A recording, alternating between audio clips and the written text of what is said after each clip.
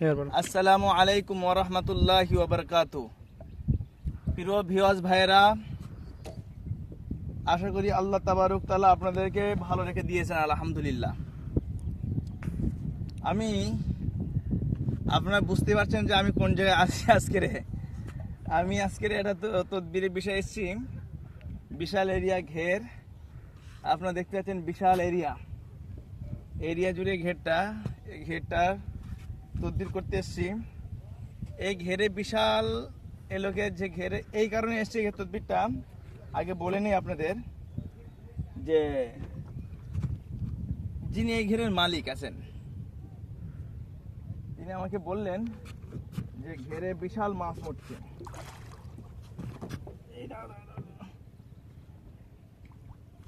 ভিতরে যাই যাক, সমস্যা নেই।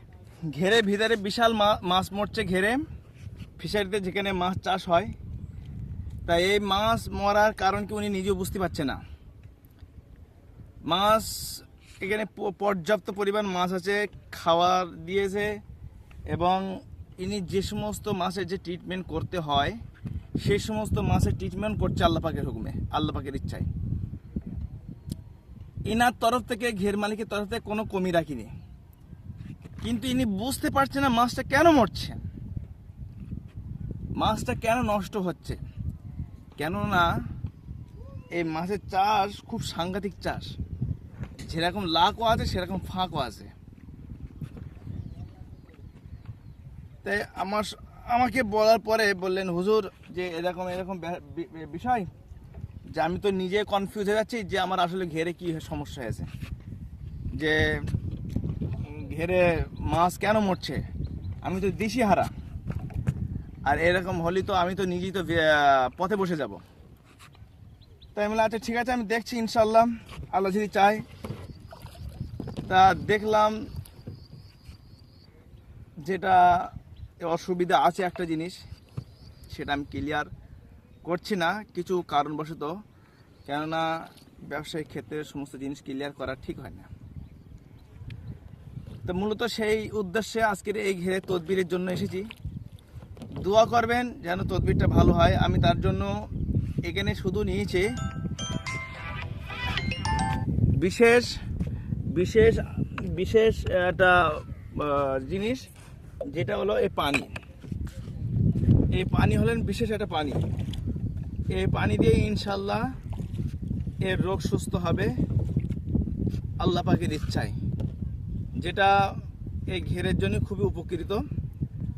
আর আপনার এই ঘেরের পানিটা এই জন্য নিয়ে আমরা এই জায়গায় এসেছি যে এটা পুরো ঘেরটা ছড়াতে হবে, সেটা আমরা নিজেরাই করবো ইনশাল্লাহ, আল্লাহ যদি চায়। আর সেই জন্য এই ঘেরে যে ভেসাল আছে সেই ভেসালে করে উঠিয়ে আমরা এসেছি। এতে আপনারা দেখতেন যে পুরো পানি আর পানি, পুরোটা ফিশারি, যেটা মাছ চাষ হয়। আপনারা দেখতে পাচ্ছেন যেখানে কোনো নৌকোচুরি গল্প নেই। হ্যাঁ, তা এই যে বিষয়টা আছে, এই যে ব্যবসায়িক ক্ষেত্রে যারা ব্যবসায়িক ভাইরা আছেন, আপনাদের জন্য খুবই হুঁশিয়ারি এই দিক থেকে। তা আপনাদের জন্য একটা আমি ঔষধ বলে দেব, যেটা আপনারা ব্যবসায়িক ভাইরা আপনারা করতে থাকবেন, বিশেষ করে যারা ফিশারি ব্যবসায়িক আছেন। তা আপনারা কি করবেন, সকালবেলা অর্থাৎ ফজরের নামাজ আদায় করবেন। ফজরের নামাজ আদায় করার পরে এই আমল করলেন, ইনশাল্লাহ আল্লাহ চাইতে এরকম নোকসান থেকে আপনার বেঁচে যাবেন।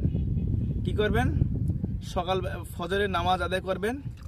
ফজরে যে সুন্নত নামাজ আছে, সেই সুন্নত নামাজ আদায় করার পরে ফরজ নামাজ আগে, সুন্নত আর ফরজের মাঝখানে যে সময়টা আছে, ওই সময়টার মধ্যে আপনারা আউযু বিকালিমাতিল্লাহি তাম্মাতি মিন কুল্লি শাইতানি ওয়া হাম্মা ওয়া মিন কুল্লি আইনিন লাম্মা,